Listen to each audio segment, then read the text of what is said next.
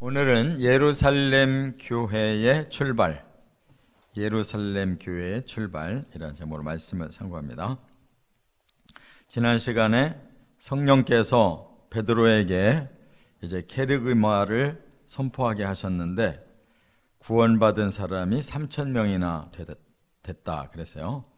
그러니까 성령을 처음으로 받은 제자가 120명이고 또 성령 받은 베드로의 설교에 3,000명이 믿었으니까 이제 예루살렘 교회가 출발할 때부터 3,120명이 성령으로 출발한 거예요. 그래서 이제 최초의 교회가 됐는데 우리가 교회사 2000년을 살펴볼 때 가장 모범적이었던 교회가 바로 이 오늘 우리가 상고하는 이 10절에 나오는 예루살렘 초대교회입니다. 그래서 저도 우리 일산교회 부임하면서 교회의 그 목표를 초대교회를 회복하는 이 영적 꿈을 이루어 가려고 이제 벌써 25년째 그런 목표로 여기까지 왔습니다. 중요한 것은 이제 초대교회가 과연 어떤 모습이냐, 영적인 어떤 모습을 가지고 있느냐, 이것을 우리가 제대로 깨닫고 그렇게 실천해 가면 오늘날도 건강하게 이렇게 하나님이 역사해 주실 수가 있다는 것을 우리가 깨닫습니다. 그래서 여기 오늘 본문에 두 번이나 날마다 그 더해갔다 이걸 강조하고 있어요. 그러니까 처음 예루살렘 교회가 3,120명으로 출발했는데 그 다음에 5,000명이 됐다고 그랬고 그 다음에는 수를 헤아리기가 힘들었다 그랬으니까 예루살렘이 처음에는 굉장히 아주 복음이 잘 들어갔고 그 다음에 그것이 유대 지역으로 이제 퍼지게 됐는데 그냥 퍼진 게 아니에요. 처음에는 예루살렘 안에서만 막 북적북적 했는데 하나님 뜻이 그게 아닌데 잘 모르고 있었기 때문에 이제 박해가 일어납니다. 그래서 사람들이 이제 박해를 피해서 점점 유대 지역으로 사마리아 지역으로 갈릴리로 해외로 이렇게 나간 거예요. 그렇기 때문에 교회의 사명은 그냥 한 곳에서만 부흥되는 것이 아니고 부흥될 뿐만 아니라 복음은 전 세계로 가야 돼요. 오늘 본문에 이제 세 가지 단계로 아주 모범적인 교회로 부흥했다는 것을 밝혀줬기 때문에 이대로 우리가 행하면 됩니다. 첫째는 37절부터 41절까지 보면 성령 설교, 성령의 설교가 3,000명을 회심시켰다. 이게 중요한 거예요. 다른 게 없어요. 뭐 베드로가 훌륭한 것도 아니고 그곳에 모여든 3,000명이 훌륭한 게 아니라 오직 한 분, 성령께서 설교를 주신 거예요. 그래서 베드로는 그대로 깨달은 대로 전했을 뿐인데 그것이 3,000명의 마음을 찌르고 그들이 회심하게 됨으로써 단번에 유대교인 신자들이 그리스도인으로 바뀐 거죠. 그들은 이미 이제 성경을 잘 알고 있는 사람이고 하나님 잘 믿는 사람들인데 몰랐던 것은 바로 구약에서 예언된 이 복음을 몰랐던 것이고 그것을 이제 성령이 강림하셔서 깨닫게 하시니까 그냥 한순간에 바로 구약 속에 예언되어진 복음, 예수님이 이루어 놓으신 십자가와 부활의 복음이 그냥 한꺼번에 깨달아지니까 그것이 그들의 마음에 완벽하게 들어온 거예요. 그리고 이제 베드로가 설교할 때 제일 처음에 강조한 게 뭐예요? 예수님이 그리스도이셨다. 그런데 너희가 그분을 죽였다. 우리를 구원하려고 대신 희생하신 거고, 그 예수님은 3일 만에 다시 살아나셨다. 우리의 저주를 풀어서 구원을 완성하시려고 먼저 부활하셨다. 이 말씀이 그들의 마음에 깨달아지니까 스스로 우리가 어떻게 하면 될까 하고 자기의 죄책감을 고백하면서 어떻게 해야 우리가 구원받을 수 있겠냐라고 물어봤잖아요. 그때 베드로가 38절에 너희가 회개하여 그랬어요. 회개하면 되는 거다. 이게 복음의 가장 큰 특징이에요. 뭐 다른 어떤 의식이나 또 다른 보상이나 다른 또 고행이나 이런 게 필요 없어요.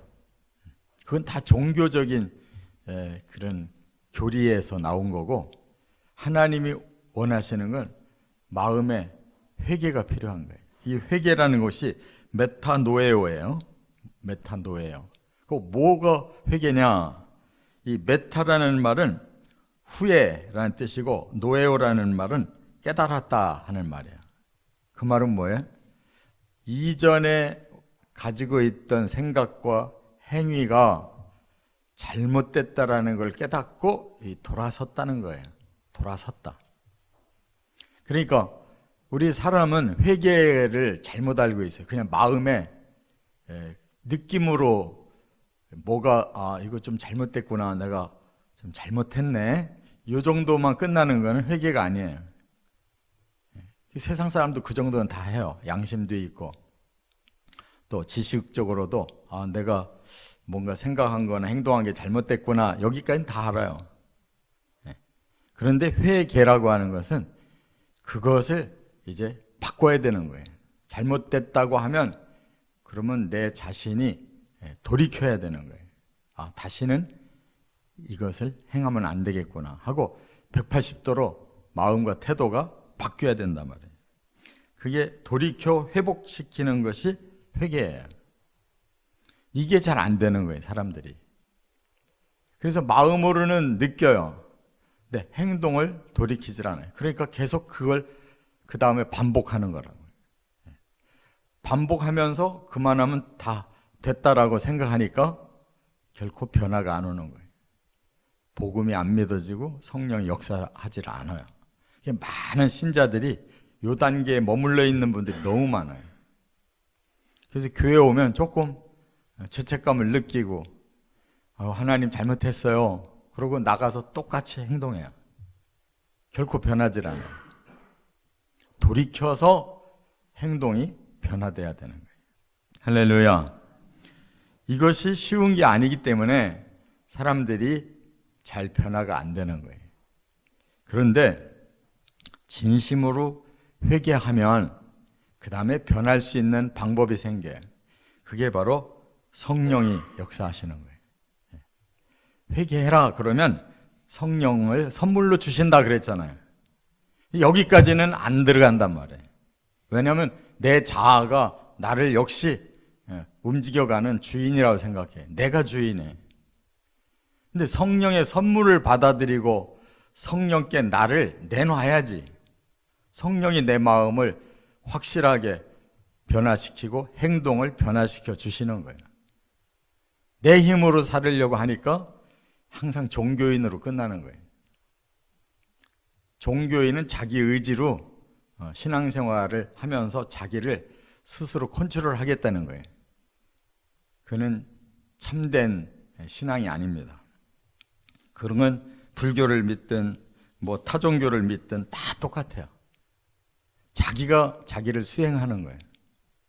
기독교도 자기 수행으로 하는 사람들이 많아요. 그거는 기독교가 아니에요. 하나님이 지금 주신 이 구원의 신앙이 아니에요.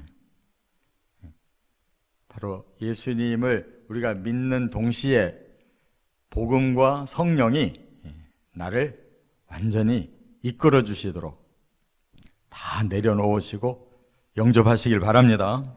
그러면 변화가 성령에 의해서, 말씀에 의해서 오는 거예요.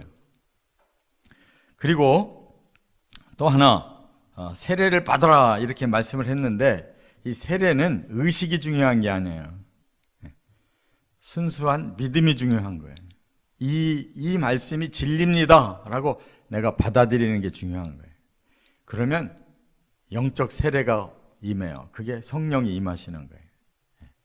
내 마음을 진심으로 열고 그 예수님의 그 복음을 진리로 내 마음에 받아들이면, 영접하면, 그 다음에 성령이 내 안에 오셔서 그 진리를 가지고 나를 움직여 주시는 거예요. 변화가. 그게 세례라는 거예요. 물로 10번, 100번을 찍어 발라도 소용없어요. 내 마음에 진심이 없으면. 그래서 요한복음 3장 5절에 예수님이 분명히 물과 성령으로 거듭나야 된다. 뭐가 거듭나냐? 우리의 영이 새로 태어나야 되는 거예요. 새로 출발하는 거예요. 그래야 하나님 나라가 보이고 하나님 나라에 갈 수가 있어요. 이게 신앙이에요. 이것이 그리스도인이에요. 다른 방법은 없어요. 이것이 확실히 되면 그 복음은 날마다 우리 안에 살아서 역사하시고 그 성령은 날마다 우리 안에 살아서 우리를 끌고 가시는 거예요. 진리의 영이고 보혜사의 영이에요. 진리로 날마다 우리를 새롭게 만들어 주시고 우리를 모든 악한 것에서 막으셔서 우리가 계속 진리의 삶으로 살 수 있도록 이끌어 주셔야 된다 그 말이에요. 이것이 첫 번째고, 두 번째 방법은 뭐냐? 이제 42절에 보면 제자가 되는 훈련을 시켰다는 거예요. 이 42절을 보면 그들이 사도의 가르침을 받아, 이 말은 사도들이 이제 계속 가르치기 시작하는 거예요. 뭘 가르쳤겠어요? 복음 진리를 가르치는 거예요. 예수 믿고 구원받아라만 가르치는 게 아니에요. 구원이 어떻게 이루어져 가는지를 더 구체적으로 성경을 가르친 거예요. 그 다음에 서로 교제하고 떡을 떼며 오로지 기도하기를 힘쓰니라 이렇게 말씀했는데 여기에 4가지 제자훈련 원리가 들어있어요. 그냥 말씀의 가르침을 배우는 지식훈련만이 훈련이 아니에요. 복음을 우리가 배울 때 이제 성령으로 깨달으면서 복음을 배우고, 그 다음에는 사랑의 훈련이 필요해요. 서로 교제했다고 하는 건 그냥 사람 사귀었다는 뜻이 아니에요. 바로 그리스도의 사랑이 내 안에 들어와서 같이 구원받은 사람들이 그리스도의 사랑을 계속 나누는 거예요.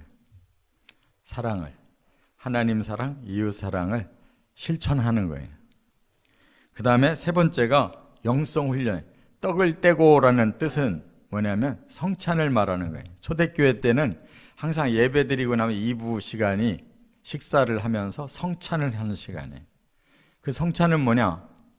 바로 예수님이 내 죄를 대신 해결해 주시려고 예수님이 살을 찢으셨고 예수님이 피를 흘리셔서 내가 그 십자가의 보혈의 은혜로 구원받았습니다를 고백해요.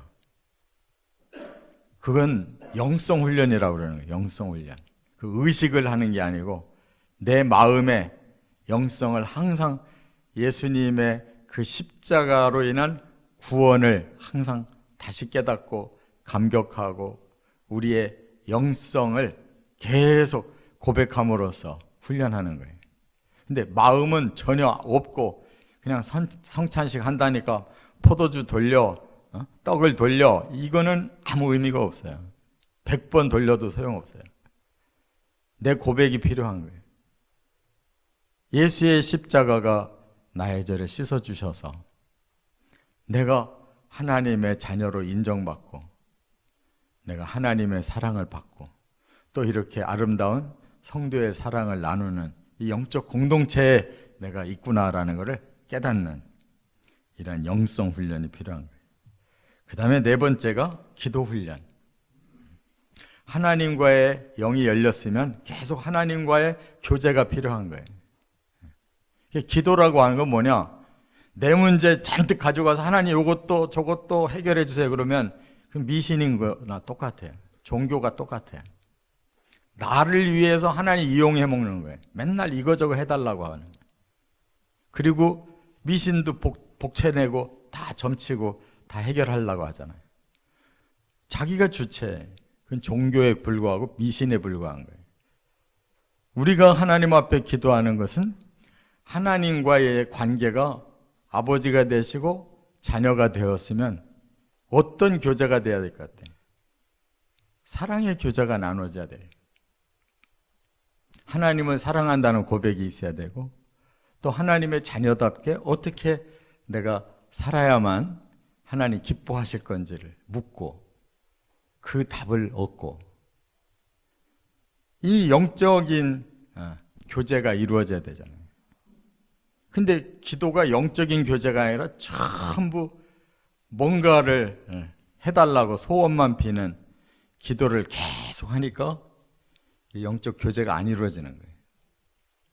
그러면 이제 사람은 다시 자신과 자신이 말을 하기 시작해요. 아, 내가 어떻게 하면 좋을까 하고 이제 혼자 궁리를 해요. 그리고 내 마음을 잘 평정시키고 좀 정신을 잘 차려서 아, 내가 이렇게 해야 되겠구나. 그러고 나가요. 그건 기도한 게 아니에요. 하나님한테. 지 혼자 마인드 컨트롤한 거예요. 교제는 하나님의 영으로 교제해야 돼. 그러려면 하나님이 원하는 기도의 루트를 따라가야지 기도가 되는 거예요. 우리는 굉장히 헛기도를 많이 해요. 뭐 1시간씩 기도한들 소용없어요. 내 중심의 기도는 아무 소용없어요. 너희는 그 나라와 그 의를 구하라 예수님이 말씀했는데 그게 뭐예요? 하나님이 원하시는 건 의의 삶이에요. 하나님이 원하시는 건 하나님 나라를 주겠다는 거예요. 그럼 거기에 초점을 맞춰 살면 이 모든 것들, 우리가 필요한 것들, 구하고 싶었던 것은 하나님이 알아서 주신대요. 그거를 기도하지 말라는 거야. 그러니까 하나님이 원하는 건 너가 의로운 삶을 살아서 너가 하나님의 나라를 들어오도록 어떻게 하면 그렇게 살 수 있는지를 하나님 앞에서 자꾸 묻고 응답을 받고 깨닫고 실천해보고 그러라는 거예요. 그렇게 안 해도 세상 사람들 다 자기 나름대로 다 살아요. 못 사는 사람이 어디 있어. 그 세상을 살기 위해서 우리가 신앙생활 한다면 굳이 힘들게 예수 믿을 필요가 없어요. 다른 방법도 얼마든지 쉽게 살아요. 우리가 굳이 하나님 믿는 거는 이 정도를 위해 믿는 게 아니라 그 나라를 위해 믿는 거고 그 의를 담고 싶어서 믿는 거예요. 기도를 똑바로 해야 되는 거예요. 괜히 헛된 기도를 1시간, 2시간 해봐야 아무 의미 없어요. 자기 마인드 컨트롤이고 그냥 소원을 비는 그런 종교의식에 불과하면 아무 필요가 없어요. 10분을 기도하더라도 하나님과 교통이 될 수 있는 기도를 하고 거기에 깨달음과 응답의 확신이 와야 되는 거예요. 할렐루야. 그 다음에 세 번째가 그 다음에 이제 제자 훈련이 이렇게 4가지가 이루어진 사람에게 그 다음에 세 번째 복음과 성령으로 날마다 더해갔다. 교회라고 하는 것은 여기 43절부터 47절의 말씀처럼 더해가는 역사가 있어야 되는 거예요. 맨날 그 사람이 그 사람이고 평생 그 사람들끼리만 모여있는 건 교회가 아니에요. 교회는 더 많은 영혼을 구원해 가야 되는 거예요. 더 많은 사역이 계속 일어나야 되는 거예요. 그게 교회의 목적이에요. 그렇기 때문에 내가 오래 다녔다. 이거 우리 교회야. 이런 생각 들어가는 사람은 잘못된 거예요. 우리 교회가 아니에요. 다 주의 교회고 더 많은 사람이 주의 교회로 나와서 구원받아야 되는 거예요. 먼저 믿었다고 구원이 완료된 게 아니잖아요. 계속 우리는 구원의 완성을 향해서 우리 자신도 나가고 더 많은 사람들을 불러들여서 함께 교회를 통해서 구원으로 더 나가는 것이 목적이에요. 여기에 주인이 어디 있어요? 담임 목사가 주인이 아니고 장로가 주인이 아니에요. 오래 다닌 사람이 주인이 아니에요. 초신자도 똑같아요. 오래 다닌 사람이나 목사나 초신자나 다 똑같아요. 다 우리는 구원받기 위해서 이곳에서 함께 훈련하고 함께 하나님 나라를 이루어가는 거예요. 그렇기 때문에 목표는 하나님이 원하는 대로 더 영혼들이 많이 살아나야 되는 거예요. 숫자만 살아나는 게 아니라 영혼 한 사람 한 사람이 영적으로 살아나도록. 오래 다녔다고 영이 살아있는 게 아니에요. 그렇기 때문에 오늘 본문에 43절의 말씀이 뭐라고 그랬어요? 사람마다 두려워하는데 사도들로 말미암아 기사와 표적이 많이 나타나니 그랬어요. 사람들이 두려워한다는 말은 뭐냐면 경건성이 일어났다는 거예요. 하나님 두려운 줄 안다는 거예요. 자기 멋대로 살아서는 안 된다는 걸 깨달은 거예요. 하나님의 존재를 느낀 거예요. 그리고 사도들에게 기사와 표적이 많이 일어났다고 하는 것은 바로 많은 사람들이 전도될 수 있도록 하나님이 능력을 부어주신 거예요. 그래서 보면 3장에서 베드로와 요한이 안진뱅이도 일으켰잖아요. 4장에 보면 그들이 사내들인에게 붙잡혀서 들어갔어도 오히려 복음을 담대하게 전하니까 그들이 꼼짝 못하고 풀어주잖아요. 이런 역사가 그냥 오는 게 아니다 그 말이에요. 또 4장에 보면 기도하니까 모인 곳이 진동해서 사람들이 성령이 충만해지는 걸 또 경험했다고 그랬잖아요. 또 교회가 한 마음 한 뜻이 되니까 모든 걸 유무상통, 물질에 대해서 초연해졌다는 거예요. 가지고 있는 재산을 교회에다가 헌납해가지고 그거 가지고 골고루 나눠 썼대요. 돈에 대해서 초연해지는 게 사람 마음으로 되냐고. 얼마나 인색한 게 돈인데. 내가 어떻게 벌은 돈을. 그런 생각이 사라진 것은 복음과 성령이 살아계셔서 이것이 작은 천국과 같은 곳이다. 아무것도 아까운 게 없었던 거예요. 그 정도까지 되려면 이렇게 초대교회와 같은 이런 기적과 이런 능력도 우리가 체험해야 되겠지만 그렇게 못한다 할지라도 바로 하나님에 대한 경건성이 우리의 마음에 꽉 차야 된다 그거예요. 또 하나는 44절, 45절에 보면 사랑으로 아주 교회가 그냥 뭉쳐있는 것을 볼 수가 있어요. 그래서 모든 것을 다 함께 나누고 구제라는 거는 저 사람 좀 불쌍하구나 내 거 조금 나눠줘야지 이게 구제가 아니에요. 구제는 하나님께서 우리에게 물질을 주신 목적이 나눠 쓰라고 주셨는데 저 사람이 이것이 모자라구나 그러면 내 걸 나누는 것이 그게 구제인 거예요. 도와주는 게 구제가 아니에요. 그래서 헌금을 많은 사람은 많이 내고 적은 사람은 적게 내면 그 헌금을 가지고 하나님의 교회가 공평하게 나눠 쓰는 것이 그게 성경의 뜻이에요. 그게 사랑이지. 또 하나 46절 47절에 보면 영성의 충만함이 있었다는 거예요. 초대교회는 날마다 모이기를 힘썼대요. 그분들이 뭐 할 일이 없어서 교회 나온 게 아니잖아요. 그 시대에 살아가기가 바쁜 사람들이었을 텐데 날마다 교회 나온 것은 가장 중요한 일이 영적인 일이기 때문에 교회 나온 거예요. 교회 나와서 기도하고 찬양하고 예배드리고 봉사하고 사랑의 교제를 나누고 그리고 전도한 거예요. 그랬더니 그 지역에서 사람들이 교인들을 굉장히 칭찬했다 그랬어요. 왜냐하면 선한 봉사를 하는데 싫어할 사람이 어디 있어요. 선한 봉사를 하면서 복음을 전할 때 그들의 마음이 열리면 이처럼 칭찬만 할 뿐만 아니라 자기들도 믿고 싶은 것이죠. 근데 교회가 자기들끼리는 막 그냥 웅성웅성 많이 모여서 뭔가는 하는데 주변에다 차만 잔뜩 세워놔가지고 동네가 그냥 아주 불편하고 막 소리들 막 꽥꽥 질러가지고 사람들의 마음이 불편하면 그게 무슨 교회냐고. 남을 배려하지 않는 교회가. 자기들만 부흥하면 다른 사람한테 해를 끼치는데 그게 무슨 교회예요. 그러니까 사람들의 마음에 교회는 참 좋은 곳이구나. 뭔가 사랑을 나누는 곳이구나.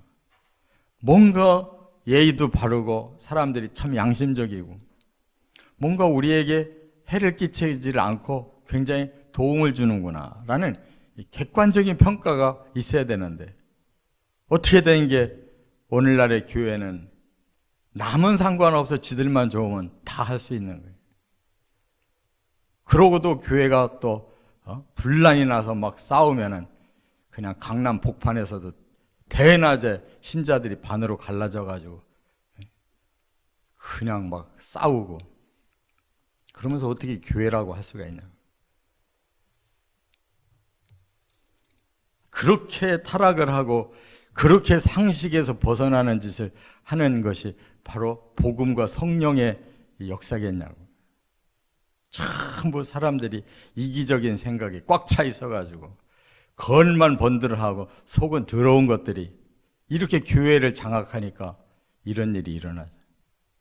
사랑은 그만두고 원수를 삼고 같이 천국 갈 사람인데 지옥 갈 수밖에 없게 하는 짓을. 차라리 그 교회 없는 게 낫지. 있으면 오히려 해만 끼치잖아요. 그게 왜 그러게? 이거 우리 교회라는 거예요. 이거 내 거라는 거야. 근데 서로 지들 거라니까 싸울 수밖에 없잖아요. 얼마나 타락을 했으면 그렇겠냐. 우리는 초대교회가 모범이라는 것을 분명히 깨닫고 최선을 다해서 바로 처음 예루살렘 교회를 본받아 가는데 최선을 다하는 저와 여러분 되어야 될 줄 믿습니다. 그렇게 되시기를 주의 이름으로 축원합니다.